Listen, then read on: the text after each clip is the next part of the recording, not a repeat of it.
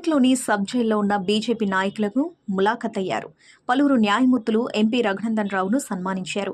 MP మీడియాతో మాట్లాడుతూ, మా నాయకులు పిటిషన్ ఇచ్చినా తొందరగా పోలీసులు స్పందించి ఉంటే మెదక్లో అల్లర్లు జరిగేవి కావని, ముమ్మాటికి ఇది పోలీసుల వైఫల్యమని అన్నారు.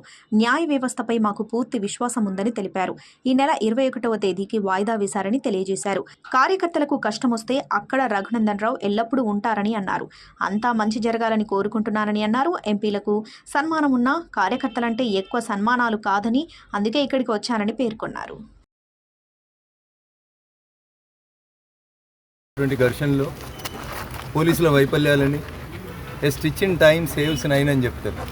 అంటే ఏదైనా చొక్కా కానీ కోటు కానీ చిరుగుతుంది అని అర్థమైనప్పుడు మొదటి దశలోనే జాగ్రత్త పడి ఒక కుట్టేస్తే ఆ కోటు మొత్తం చినిగిపోకుండా ఉంటుంది. దాన్నే ఇంగ్లీష్ ప్రవర్బ్ చెప్తారు, స్టిచ్ ఇన్ టైం సేవ్స్ 9 అని.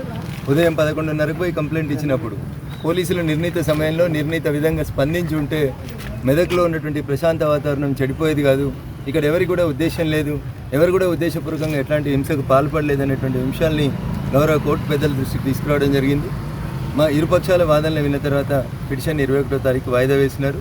మంచి జరుగుతుందని, న్యాయం జరుగుతుందని, న్యాయం పక్షాన న్యాయమూర్తులు నిలబడతారని నాకు సంపూర్ణమైనటువంటి విశ్వాసం ఉంది.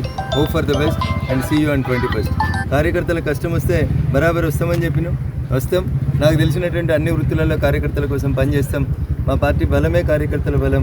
కాబట్టి కార్యకర్త కోసం ఏ ఎక్స్టెంట్కి పోయడానికైనా నేను ఇవాళ ఎంపీ స్థానంలో ఉన్నంటే అది కార్యకర్తలందరి కష్టంతో ఇంటికి వచ్చిన మెదక్ పట్టణ ప్రజలు, మెదక్ ప్రజలు ఇచ్చినటువంటి ఆశీస్సులతోటే ఇందాక వచ్చిన. కాబట్టి మా కార్యకర్త ఒకటి కష్టంలో ఉన్నారని తెలిసి అక్కడ ఈరోజు కేంద్ర పార్టీ ఆధ్వర్యం లోపల మా 8 మంది ఎంపీలకు సన్మానం ఉన్నా, నాకు సన్మానాలు షాల్వాలు కాదు, నాకు కావాల్సింది కార్యకర్త కష్టంలో పాలు పంచుకోవడం అనేటువంటి ఉద్దేశంతో మెదక్ రావడం జరిగింది. ఈ కేసుని చాలా రోజుల తర్వాత కోటేసుకున్నాను.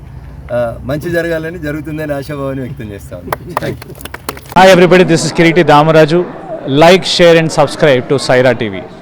Oh, Saira!